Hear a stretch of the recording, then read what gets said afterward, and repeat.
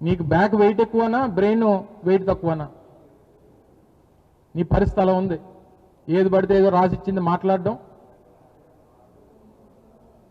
ఏదో చదవడం, అక్కడికి వెళ్ళి రెడ్ బుక్ అంటావు, ఇంకో బుక్ అంటావు, రికార్డింగ్ డ్యాన్స్ అంటావు. తీరా ఇన్వెస్ట్మెంట్స్ వీటి గురించి మాట్లాడితేనేమో మొన్న గడిచినటువంటి సంవత్సరం ఒక సమావేశం అయినప్పుడు ఆయన పాదయాత్రలో అనుకుంటా మా మీద విమర్శలు చేశాడు. గతంలో దావోస్ వెళ్ళి జగన్మోహన్ రెడ్డి గారు ఎవరితో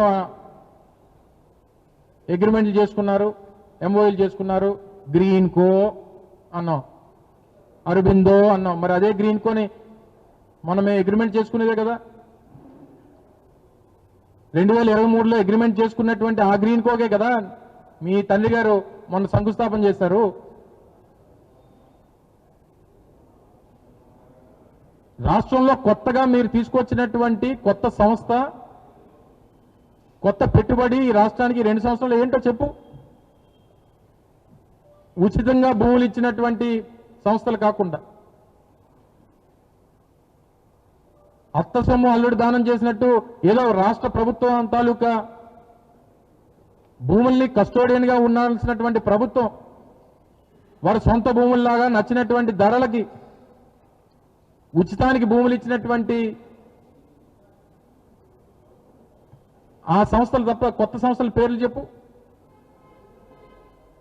రియల్ ఎస్టేట్ సంస్థలు కాకుండా కొత్తగా తీసుకొచ్చినటువంటి సంస్థల పేర్లు చెప్పు.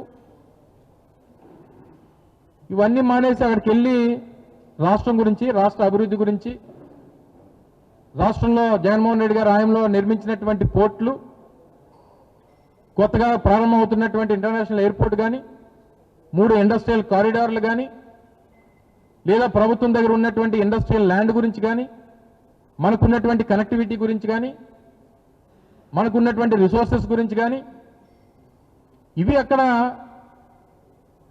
మనం మెన్షన్ చేసి వారితో అక్కడ ఉన్నటువంటి నెట్వర్కింగ్ సెషన్స్లో మనం పాల్గొని